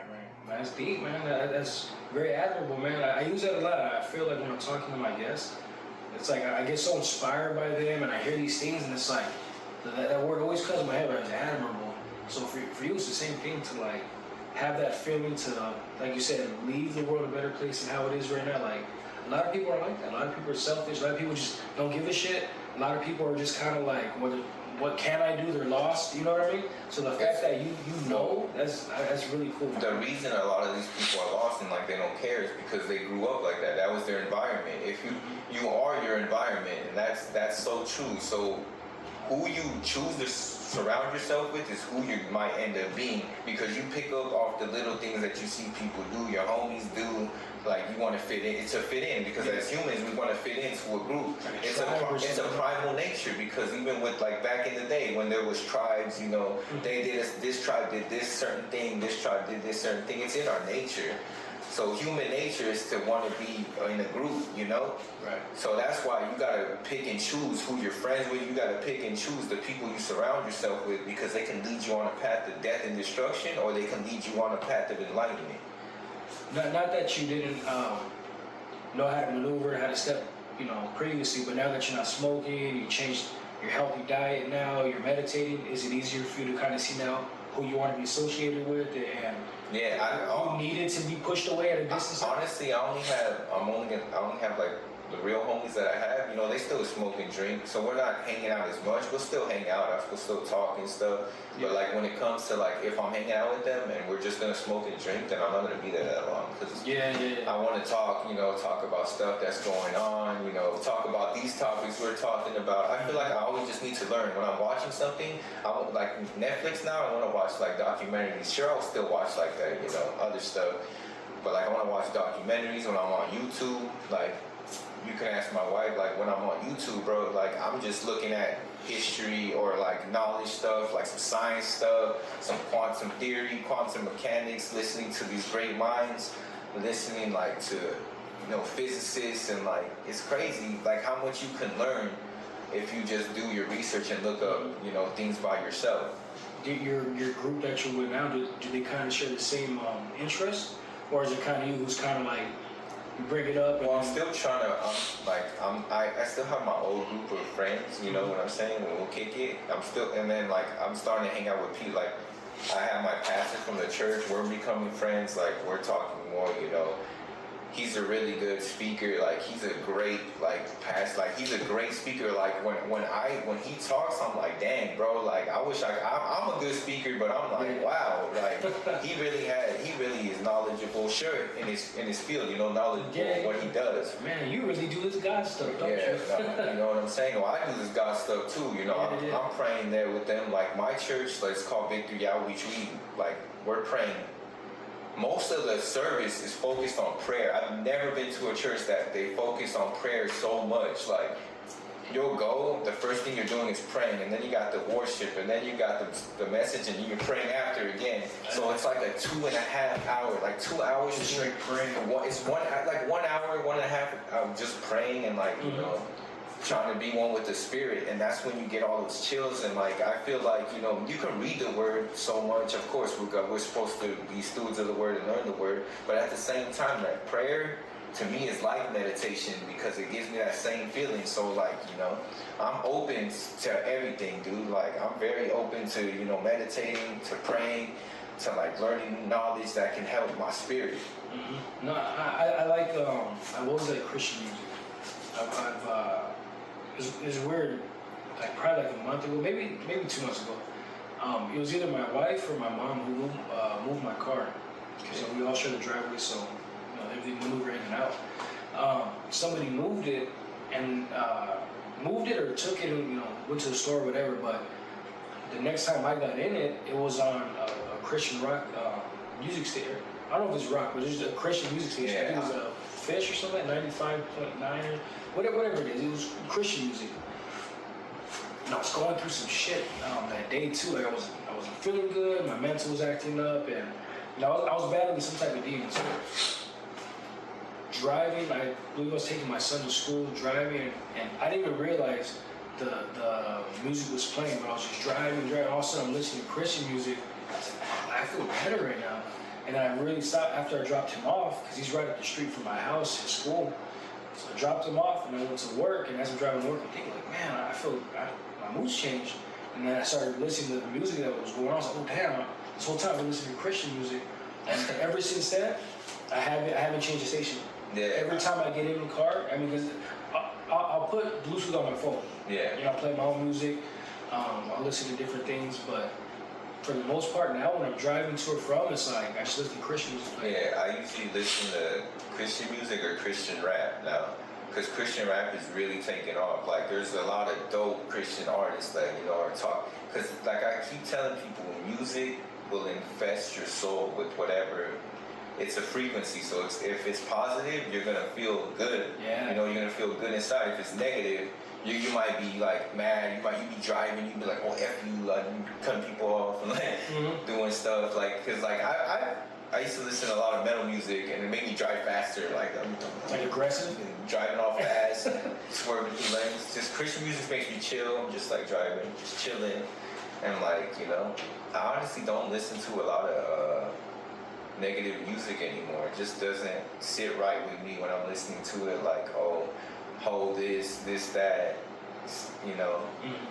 It's just the bad stuff that they talk about. I feel it in my soul. Like it doesn't make me feel good about myself. No, that's true. I started feeling these past couple months since Christian music's been on.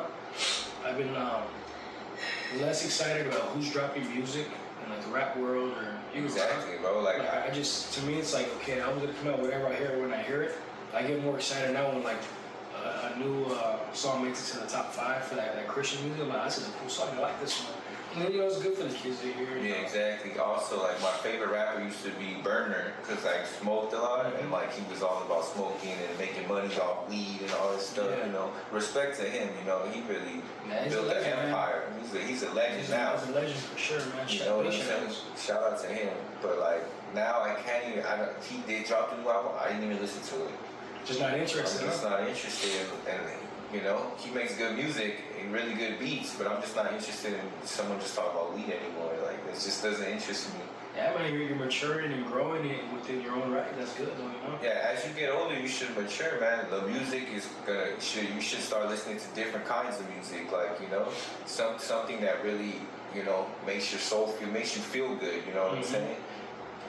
Because music can change your whole perspective on or outlook on life. No, absolutely. Music is so powerful. Music, what is it, that Bob Marley quote? Music can hit you and you feel no pain or whatever. I wrote that in one of my posts recently. Yeah. When it hits you, it feels no pain. It was in my I think it announced my new album. That's the quote that I used. Yeah, dude, and that's true. That's facts. Exactly what you're saying. Like when it hits your soul, it does something to you. And it doesn't have to be something you usually listen to. It could be, like you say, you used to listen to Burner, but it ain't Burner no more. It could be just whatever. Anything can come on, and you're like, man, I feel some type of way now, and I feel good about myself. I feel like I'm having a better day. Like it just uplifts you, changes your mood. It doesn't necessarily have to be Christian, but it can. Music just does something, man. Music is so universal. Music is so ageless. Music is so powerful, man. Yeah, that's why I'm trying to not cuss in my music no more. Cause keep it clean. I want to keep it clean to show people you don't need to use all those words. Like you can have a higher vocabulary. You using a bunch of cuss words shows me you don't have a big vocabulary because it's like, bro, there's other words you can use that mean the same thing that you can get the same connotation out of. You know what I've been doing since the last album and even on this one coming up now? I've been going to it's called Rhyme Zone. Oh yeah. And when I want to say a certain word, I'll type in the word, but I'll hit synonym. So I get a different. I was like, okay, I want to use that meaning, but with a different word, and start learning new words. The one thing I don't like people doing, ChatGPT, write me a song. Like, bro. You know what? I can't lie and say I've came across it. I haven't yet. But there's gonna come a time where a lot of rappers, they don't need ghostwriters, that's using AI, bro. How many already use AI voices? Exactly, they use AI voices. I'm sure there's artists that you'll get a whole AI song and then just make it your own by changing words. I'm sure. I'm 100%. But that to me takes away the creativity and takes away the true feeling of what you're doing, like, Yeah, because you know what? The AI doesn't know feelings. It doesn't know pain. It doesn't know suffering. That's true. Not until it grows that conscious, right? Exactly. Comes down. I fully believe AI is going to have a consciousness eventually. Like, I don't doubt it at all. Because if God can create us with a consciousness, who's to say that we can't create AI when AI has consciousness? Who's to say they're not going to feel? They're not going to. You know what I'm saying? How do you feel about like Elon Musk and he's scared about all this AI stuff? One of the smartest men on earth, scared. How do you think he says he's scared of AI, but he's out there building robots and using it. That's true. But he's trying to do for good, I know. But it's like he's worried about the bad that can come from it, the bad people that are going to use it, how the government could use it. Yeah, that's true. And I like you. It's funny. I like Elon. Like, I told my wife, I was like, there's like a few people, like celebrities that I would want to meet because like I think we'd be cool, like hanging out together. Exactly. I think Elon's one of them. It'd be just chill as fuck to kick it with him, just talk. Let him just Let him watch him dumb things down to explain it to me. You know? So think about this when I'm telling you all this, and then if I'm talking to him about this, he's like, let me explain this further. Let me tell you how it really, you know, dang. Like I watched him on Joe Rogan when he goes on, and Joe Rogan will tell the next couple guests he talks to. He's like, yeah, like you talk to Elon, and you can see him like thinking about how he wants to respond to you, so it's like dumb enough for you. Like he knows how to say what he wants, but he's like so intelligent. His brain's always going that. I feel like my brain's always going, but he had talked about how he's like always so thinking. He's always thinking, like even when he was young, like he has a complex mind, you know. Mm-hmm. And he might have people would say disorder. He might be a little autistic, you know? Yeah, But he is, maybe, yeah. But his mind moves 1,000 thoughts per second. I find my mind moving like that sometimes. Like that's why I'm very calculated sometimes what I'm gonna say. Like if you hear me talk, like I might pause for a second and then like, oh yeah, this is how I want to articulate what I'm gonna say. Or sometimes it comes out wrong too, and you're just like, man, that's not how I wanted to say it. But and I get you. Like for me, I'll be articulate when I can. Sometimes I just know. You feel what you say what you mean what you say, all that shit. But like when I just think about like Elon, it's like imagine being that smart to know, okay, I know how I have to talk to you. Like like me and you can just have a casual conversation and we're good. But he knows, okay, I'm so smart I can't use these words because he's gonna be like, yeah. But I would want him to use those words so I could be like, hey, what does that word mean that you said? And don't dumb it down. Like don't talk about it. And then if I have a question, if I have a question, I'm gonna ask you like, hey, what did you mean by this word? Like you use this big or this statement. What did you mean by this statement? Like I really like to have people say what they're gonna say and then break it down after. Be like, oh, this is what I meant, you know, like da da da. Yeah, you almost have to like study him if you talk to him. You know what I mean? Yeah. Like notepad out and just start writing things down. Like don't stop, just say what you have to say. I'm gonna come back to start having all these bullet points. Okay, what was this and what was that? That's the same thing with this guy Billy Carson. Some things he says, if you listen to him, are like I think it's bull crap. But the other things he says, you gotta sit there and be like, whoa, hold up, what did you just say about how did you spell that? And then when he says it, I'm like, I go up, I look it up, I'll be like, oh, he said this about this. Let me see if this is true. Let me see like what they said about, and a lot of stuff is what they're saying. I'm like, what the heck? I'm like, dang. I just felt like that. I was watching Eric Weinstein. And oh yeah, he's smart as hell too.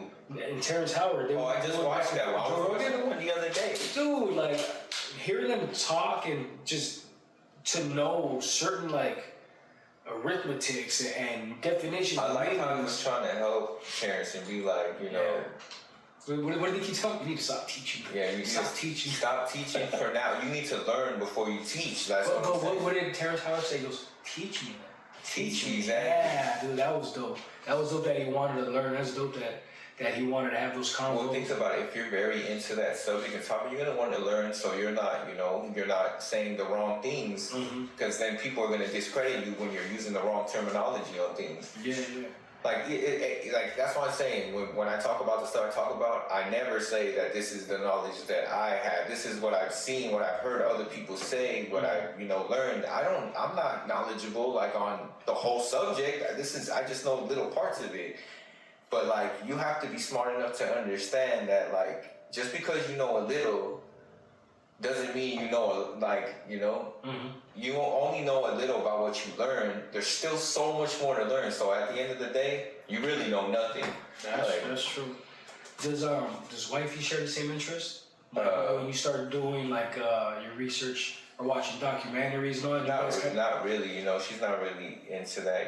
She wants to learn the whole real estate side of stuff, and like, so we can live a life that we want. Basically, being able to wake up and like, oh, I want to go to Rome today. Maybe I'll just go fly out real quick. Or I want to go to Egypt today. I want to do like, financial freedom. Because your finances can really help you be happy as well. You don't got to be rich, but you got to be financially wealthy in your own way, where you can do the things that you want to do on a daily basis, where you don't have to be like, dang, I can't afford that, like, dang, like, and then you're all depressed and stuff, and it's like, money is a good asset. Money doesn't make happiness or anything, because we've seen the most you know, rich people be the most depressed people. It's what you do with your money, what you do with your time. It goes back to what you were saying, like it's the people you surround yourself with. It's like, you know, what you do every day, like being grateful for what you have as well. Yeah, that's true. Yeah, and like I said, I ask because with me and my wife, like, for her, like I said, she does so much research. Like for me, like I'm not interested in crypto. If she tells me, hey, invest this, I tried to crypto, I hated it. But see, like her, she would do the stock market, she would do crypto, like everything. For me, I'm just like, just tell me how much to invest and when to wake up and invest, you know? Yep. Like for her, you know, so like for us, we balance. So that's why like we share a lot of similarities, but like there's things where it's like, you know that stuff? Okay, I know this stuff. No, exactly. So it's like, it's a good balance. So I'll just, you know. It's a good balance. Like if you have people that are too much alike, then, you know, it's not going to be as fluid. But like when you have two people that have different interests and you put them together, you can make like a whole other thing. Like you can share the knowledge you have, they share the knowledge they have. And that's why I'm like, I believe people should be opposite as well. What about like TV shows and movies? Do you guys wait, okay, we're going to watch this show, you can't watch this episode without me? She'll pick some of that. She'll pick some most of the shows. Because when I want to pick something, it's like super, now it's super educational or it's super like I'm learning about like a history or something. Like I watched the one on Moses. Like that was one of the greatest like documentaries I've seen in a while. I don't know how accurate they did it, but like it was a really good documentary. And I was like, man, you should have watched it with me because it really had some good knowledge that you could have took and be like, wow, that's the way like things were back then, and that's the reason like, you know, God chose Moses and how he went on the mountain and then he got a word from God. Like it was crazy. I was like, dang. That's cool. Yeah, well, me and my wife, she, I started, no, I realized it, but she's like, she likes more sci-fi. Sci-fi, like she That's dope. The Game of Thrones stuff too, you know, dragons, all that. I saw the whole Game of Thrones. Dude, it's funny, like for me, like I like stupid comedy. Like my favorite show, all-time favorite show is The Office.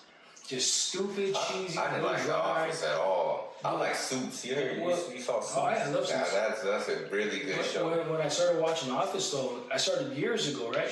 I watched a couple episodes of the first season. I'm like, man, this is trash. It wasn't until years later I jumped on it again, dude. Now I've seen every season, whole series for like as you age, you start seeing things differently, you know. Yeah, maybe I just interpreted their jokes different or something. Yeah, it's like, well, you get it more now that you're a little older. Like when you're younger, like some of the things you won't get. Like I know when I was a teenager, I didn't get a lot of things that the adults did, but now I'm like, you know, now I see the reason some people are the way they are, and I see how I don't want to be as opposed to how I want to be, you know? Yeah.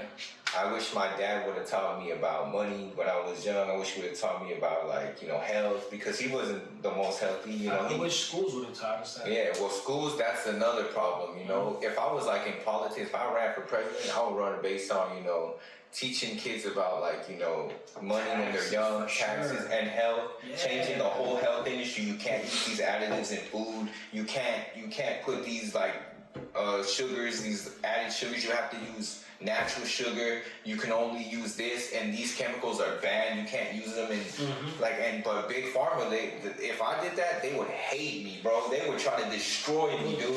The bad thing is, you probably would never make it to election. Exactly. I feel those corporations choose a president. Exactly. You know, like they even the president is just a face. Yeah. Everything else, the only one that's the whole country is ran by companies and all that. It's just they just need one face. This guy's a face. The only one that's different, but he is a little corrupt as well, is Trump too. And the reason they hate him so much is because, you know, he's against a lot of that crap they be doing. But at the same time, he's a billionaire as well. They can control him. Exactly. Well, you can control anybody, bro. But like, it's like, especially a billionaire, you can control a billionaire. Mm-hmm. But it's like what the Republicans and Democrats do is just all surface crap, and it's all like to get you divided, and that's what it's always going to be. It's never going to change. Mm-hmm. It ain't United States. Unless you get an independent or someone that's like wholly independent from both parties and doesn't believe any of that crap, you know, they can take some of the good things, but doesn't believe all the crap about what they're doing to our society. Because I believe something needs to happen with these food companies that are making people like, sick. They're giving people food that are giving them diseases that you wouldn't normally have. So anyways, to bring it back to where we're at, to wrap it up, bring it to an end, again, like I was telling you earlier, I think you're a genuine dude, man. I think you're very humble. I love how you give opportunities to people, and the knowledge you're trying to share now, the growth that you have, the maturity, it's all great to witness. I'm glad to be part of it. I'm glad to have this opportunity once again, and hopefully this shit, don't do us dirty. Like I say, everything's saved on this one now, but I am so blessed of having this opportunity with you. I'm so humble you let me come back and run this one back and do what I can to make it right, because the one thing I hate to do is waste people's time. The one thing I hate to do is not be a man of my word. So the fact that you gave me this opportunity again, I respect, the hell out of you, and I appreciate you very much, my brother. And like I said, sometimes things happen. We'll get like technical difficulties. That wasn't your fault. Like, it just got corrupted. That's why, I'm understanding. I'm not one of those people who's like, oh, no, you wasted my time. Now you gotta pay me or something. Like, no, like, my time is money. Like, no, I mean, time is something valuable you can't get back. But time is just a construct that was made, It's what you do with that time, the experiences you have, the people that you meet, and that's all life experiences. So it doesn't matter that, we still had a good conversation, and we had another good conversation today. So at the end of the day, everything happens for a reason. I had to run it back, give them some more of my knowledge and, what I've seen. And I really, that's it. I was going to say something else, but No, I appreciate it, man. And before we go, I want to tell you happy birthday, my brother. I appreciate you, I want to tell you happy birthday. I didn't want to say it anytime until we're right here on camera. We got it down, so whoever's watching, hopefully you guys in the chat, shout them out, say happy birthday. To everybody they can follow you at, though, where they can get in touch with your music or whatever you want to promote and post out. Shout yourself out, your Instagrams, Facebook, whatever you got going on, man. Well, you can find me on Instagram. It's APOLLO DAVAR, TG, APOLLO DAVAR, TG. If you want to shoot me a message, if you watch this and you're like, hey, dude, I like what you're talking about. If you want to work on music, whatever you want to do, man, I'm very open. If you want to know something about, you want to learn something about a different topic. Let's share knowledge. I really like sharing knowledge with other people. I feel like, people, great minds that share knowledge with each other are going to just help society and in turn. And then helping society is going to help the younger generation, as I want to do, is going to help the addicts, going to help the people that feel lost and just don't know their purpose. So if you feel lost and you need, someone to talk to, I'm here as well. If you feel down and you need some words of encouragement, I'll be there as well. So, I'm just here to give the world better knowledge and, a better way to look at things. So again, you can find me on Instagram. You can find me on Facebook, APOLLO DAVAR. I'll come right up. I'll be the first one. If you want to find me on Apple Music, you can listen to my music on all platforms. I have songs on YouTube. I have some videos. If you want to listen to some old videos, they're talking about the old stuff I used to do. But if you want to listen to my new album, it's on all platforms. It's called As We Are. It has a lot of dope artists, no profanity. I'm trying to keep it that way. So let's just keep moving. Let's keep doing this. APOLLO DAVAR here and out. This has been another episode of In House Convos. I'm your host, your homeboy, your friend, Marc, the motherfucking franchise. This is my brother, APOLLO DAVAR, and we will see you on the next one. We are out. I'm locked in emotion, I'm blessed with this vision. I strategize the outcomes to solid through repetition. I always put that work in